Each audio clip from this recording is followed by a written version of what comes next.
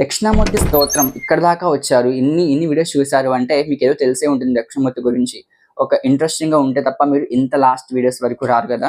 So ఇప్పటి వరకు కూడా మనం దక్షిణామూర్తి గురించి ఎన్నో రూపాల్లో తెలుసుకోవచ్చు. లైక్ ఆయన గురించి ఎలా తెలుసుకోవాలి, ఆయన మనకి ఎలా జ్ఞానం ప్రసాదిస్తూ ఉంటారు, ఆయన గురించి ప్రతిదీ మనం తెలుసుకుంటున్నాం కదా. ఆయన చుట్టూ ఎవరు ఉంటారు, ఆయన పరివారం ఏంటి, ఆయన ఏ చెట్టు కింద ఉంటారు, ఇవన్నీ తెలుసుకున్నాం కదండి. సో ఈ రోజు మనం ద లాస్ట్ స్టాండర్డ్స్ కి వచ్చాం అనమాట. ఈ రెండు స్టాండర్డ్స్ తో మనకి దక్షిణామూర్తి స్తోత్రం కంప్లీట్ అయిపోతుంది అనమాట. సో ఈ లాస్ట్ వీడియోస్ కి వచ్చేసాము.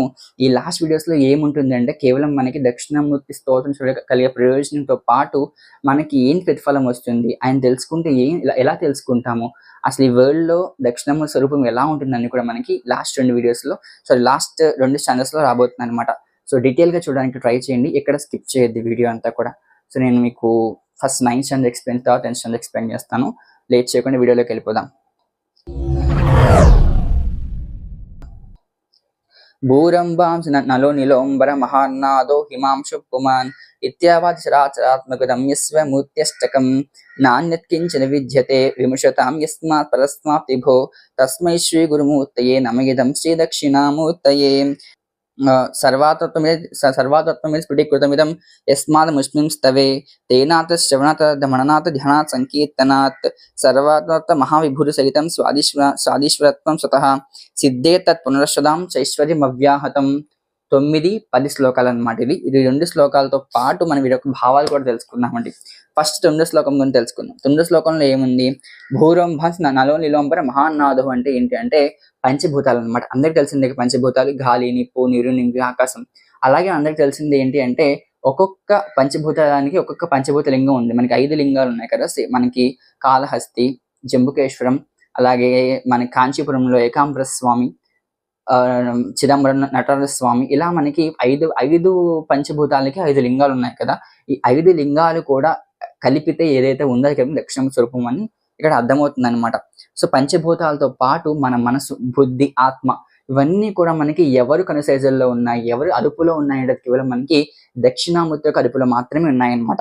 సో ఇక్కడ ఇంకొక విశేషం ఏంటంటే ఇత్యభ చరాచరాత్మక విధం అంటే కేవలం పంచభూతాలు మన మనసు, బుద్ధి, ఆత్మే కాకుండా ఈ ప్రపంచంలో ఏదైతే ఉందో, ఈ చరాచర ప్రపంచంలో ఏదైతే ఉందో ఎవ్రీథింగ్, చిన్న అణువు నుంచి కూడా పెద్ద చెట్టు వరకు, విత్తనం నుంచి పెద్ద చెట్టు వరకు కూడా ఈ ప్రపంచంలో ఏదైతే ఉందో అవన్నీ కూడా మనకి కేవలం దక్షిణామూర్తి కనుసైజుల్లోనే ఉన్నాయి, దక్షిణామూర్తిలోనే ఉన్నాయి. ఇవన్నీ కూడా మనకి అర్థమవుతుంది అనమాట.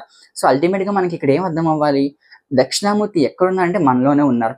ఇలా ఆయన గురించి తెలుసుకుని మనం ఏమవుతామంటే అహం బ్రహ్మాస్మి అంటే దాని అర్థం ఏమిటి, మనమే శివుడు, అహం శివోహం అని చెప్తూ ఉంటాం. ఈ శివోహం అని ఎప్పుడు అర్థమవుతుందంటే మనం పూర్తి ఫామ్ ఆఫ్ దక్షిణామూర్తి గురించి తెలుసుకుంటూ, ఆయన గురించి మనం పరిశోధన చేస్తూ, ఆయన మీద ఈ స్తోత్రం చదువుకుంటూ ఉంటే, నిత్యం ఈ స్తోత్రం కనుక పఠిస్తూ ఉంటే, ఆయన గురించి అర్థం చేసుకుంటూ ఉంటే మనలోనే శివుడు ఉన్నాడు, నాలోనే శివుడు ఉన్నాడు, నీలో శివుడు ఉన్నాడు, ఈ ప్రపంచం అంతా కూడా శివుడు ఉన్నాడు అంటే ప్రతి ఒక్క ఫామ్, ఒక చిన్న ఇన్సెట్ నుంచి పెద్ద పక్షులు, చెట్లు, ఈ యొక్క మనుషుల వరకు కూడా అందరిలో కూడా మనకు శివుని చేసే స్వరూపం మనం కేవలం దక్షిణామూర్తి స్తోత్రం ద్వారా పొందవచ్చు అనమాట. సో అందుకే ఈ స్తోత్రం చాలా ఇంపార్టెంట్ స్తోత్రం. ఇది నేర్చుకునే వాడికి అన్ని స్వామి ప్రసాదిస్తారనమాట అండి. సర్వాతత్వమితి స్ఫుటీకృతమిదం యస్మాద్ ముష్మిం స్తవ అంటే మనకి ఇక్కడ ఏం అర్థమవుతుందంటే ఇక్కడ 10th శ్లోకంలో కలిపామన్నమాట. 10th శ్లోకంలో ఏంటి అంటే మనకి 10th శ్లోకంలో ఈ ప్రపంచంలో ఏమవుతుంది, సర్వాతత్వమితి అంటే లైక్ ఈ యొక్క ప్రపంచంలో ఏదైతే ఉందో అవన్నీ కూడా మనకి ఒకే ఒక్క స్వామి వల్ల వస్తాయి. అది దక్షిణామూర్తి మనం మాట్లాడుకున్నాం కదా. అసలు ఆయన ఏం చేస్తే ప్రసన్న అవుతాడంటే దక్షిణామూర్తి మనకి తేనాశ శ్రవణాత్, ఈ శ్లోకానికి ఒక్కసారి చదవడం వల్ల, లేకపోతే తదర్థ మననాత్ ఆయన తలుచుకోవడం వల్ల, అంటే ఇప్పుడు దక్షిణామూర్తి కేవలం ఆయన పేరు తలుచుకోవడం వల్ల మనకి ఎన్నో ప్రయోజనాలు కలుగుతూ ఉంటాయి. అలాగే సంకీర్తనాత్, ఆయన గురించి సంకీర్తన చేయడం, పాడడం, లేకపోతే శ్రవణం చేయడం, మననం చేయడం, సంకీర్తనం చేయడం, పదే స్వామిని ఆర్తిగా పిలిచేస్తే ఆయన మన చెంతగా రావడానికి ఈజీగా ఉంటుంది అనమాట. అంటే శివుడు అంటే మనకి ఎలా తెలుసు అందరికీ, భోలా శంకరుడు, హరా అని పిలిచి చాలు మనకి పలికే దైవం మనకి శివుడు. అది ఎవరైనా కూడా మనకి భక్తితో ఖచ్చితంగా పిలిస్తే స్వామి పలుకుతాడు కదా. అదే విధంగా మనకి దక్షిణామూర్తి స్వరూపంలో కూడా దక్షిణామూర్తి గురించి పదే తలుచుకున్న, శ్రవణం సంకీర్తనం చేసినా కూడా స్వామి మనకి చెంతన అవుతాడనమాట. అలాగే సర్వాతత్వమితి మహావిభూతి సహితం స్వాదీశ్వరత్వం స్వతః. అంటే ఏంటి, ఇలా ప్రపంచంలో ఉన్న స్వరూపం అంతా కూడా మనకి ఏకైక స్వరూపం ఈ దక్షిణామూర్తి అనుకున్నాం కదా. ఈ స్తోత్రం చదవడం వల్ల మనకి ఏమనిపిస్తుంది అంటే, అలాగే దీని ఏదో ఒక స్తోత్రం చదివితే ఏం మనకి అనిపించదు. దీన్నే మనం ఒక అనుష్ఠానం కింద, ఒక పాలన కింద తీసుకుని పదే పదే పదే పదే ఒక రోజుకి ఒక 5 సార్లు, 11 సార్లు, 21 సార్లు, 100 సార్లు, 1000 సార్లు ఇదే స్తోత్రం మనం చదువుతున్నామంటే అల్టిమేట్ గా మన లైఫ్ అయ్యేసరికి అహం శివోహం అంటే మనలో ఏదో ఒక మార్పు కలుగుతుంది అనమాట. ఈ స్తోత్రాలు ఊరికే అట్లా చదివేస్తే, లేక నామకే వాస్ అట్లా ఊరికే మనం చదివితే మనకి ఏం అనిపించదు. దీన్ని ఒక దీక్షగా తీసుకుని చదివామనుకోండి, ఒక 41 రోజులు ఈ స్తోత్రం కంటిన్యూగా ఒకే టైంకి, ఒకే ముహూర్తంలో దీన్ని కూర్చొని చదివామంటే ఆ ఒక ఎనర్జీస్ అనేవి కూడా మన బాడీలో యాక్టివేట్ అవుతూ ఉంటాయి అనమాట. అందుకే మనకి వేదాలకి, స్తోత్రాలకి, అలాగే మన టెంపుల్ ఎన్వైరన్మెంట్ ఎంత పాజిటివ్ గా అనిపిస్తుందో, అదే విధంగా ఎవరైనా కూడా దీని గురించి అలా మనస్ఫూర్తిగా చదివే వాళ్ళకి ఆ ఒక పాజిటివిటీ, ఆ ఒక డివైనిటీ వాళ్ళకి తెలుస్తుంది అనమాట.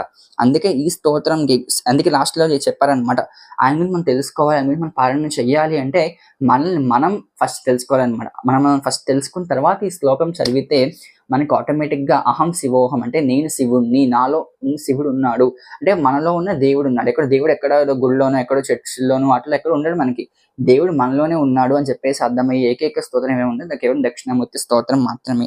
అలాగే సిద్ధేత్ తత్ పునశ్చదాం పండితం చైశ్వర్యమవ్య అంటే ఇక్కడ ఏంటి అంటే, ఈ శ్లోకం చదివిన వాడికి ఏం రాదు అని ఇక్కడ చెప్తున్నారంట. ఏం రాదు అంటే అన్నీ వస్తాయి.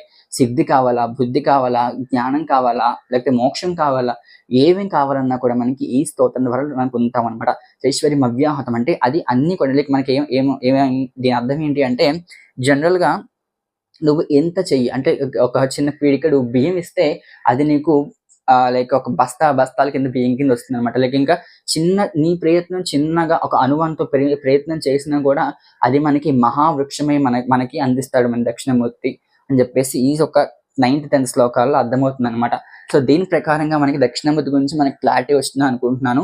లైక్ ఆయన స్తోత్రంలో ఆయన మనకి ఎలా జ్ఞానం పొందుతాడు, మనకి ఎలా జ్ఞానం అందిస్తాడు అని తెలిసి ఉంటుంది కదా. ఇప్పుడు ఇంకొక విషయం ఎక్స్ప్లెయిన్ చేస్తాను చెప్పండి. శివాలయాల్లో మనకి దక్షిణం వైపు దక్షిణమూర్తి ఉంటాడు. ఇది ఎంతో మంది మనం పట్టించుకోగలం. జనరల్ గా మనం అక్కడ ఏదో విగ్రహం అనుకుంటాం, కానీ అక్కడ దక్షిణమూర్తి స్వరూపం మనకి శివుడికి దక్షిణం వైపు అంటే మనకి దక్షిణం కేసి చూస్తూ స్వామి మనకి కనిపిస్తూ ఉంటారనమాట. సో ఆయన దగ్గర ఒక్క నిమిషం ఆగడానికి ప్రయత్నించండి. ఎందుకంటే శివాలయం మనం ప్రదక్షిణ చేస్తున్నప్పుడే మనకి దక్షిణమూర్తి ఒక గూడు కనిపిస్తుంది. చిన్న గూట్లో స్వామి ఉంటారనమాట. సో ఆ గూట్లో దర్శనం చేసుకోవచ్చు, లేకపోతే బయట పెద్దగా దక్షిణమూర్తి పెడుతూ ఉంటారు, అక్కడైనా దర్శనం చేసుకోవచ్చు. అంటే ఎక్కడ దక్షిణమూర్తి కనిపిస్తే ఒక్క నిమిషం అక్కడ కూర్చుని టైం స్పెండ్ చేయడానికి ప్రయత్నించండి. ఎందుకంటే దక్షిణమూర్తి మనకి ఏదో జ్ఞానం ఊరికే లైక్ ఎక్స్ప్లెయిన్ చేయరు, ఆయన చూస్తేనే మన జ్ఞానం పొందుతూ ఉంటాం అన్నమాట. అందుకే ఆయన చుట్టుపక్కల అందరూ కూడా మునులు కూడా కూర్చొని ఆయన చూస్తూ ఉంటారు. అది చూస్తున్న వాళ్ళు జ్ఞానం పొందుతూ ఉంటారనమాట. సో నాకు తెలిసి వీడియోస్ ఈ సిరీస్ మీకు నచ్చే ఉంటుంది అనుకుంటున్నాను. నచ్చితే లైక్ చేయండి, షేర్ చేయండి, సబ్స్క్రైబ్ చేయడం మాత్రం మర్చిపోకండి. అలాగే నెక్స్ట్ హనుమాన్ చాలీసా సిరీస్తో మీ ముందుకు రాబోతున్నాను అనమాట. హనుమాన్ చాలీసాలో ప్రతి ఒక్క డీటెయిల్స్ అన్ని కూడా ఎక్స్ప్లెయిన్ చేయబోతున్నాను. సో నెక్స్ట్ సిరీస్తో మీ ముందుకు వస్తాను. So until then take care, bye bye, శ్రీమాత్రే నమః, జై శ్రీరామ్.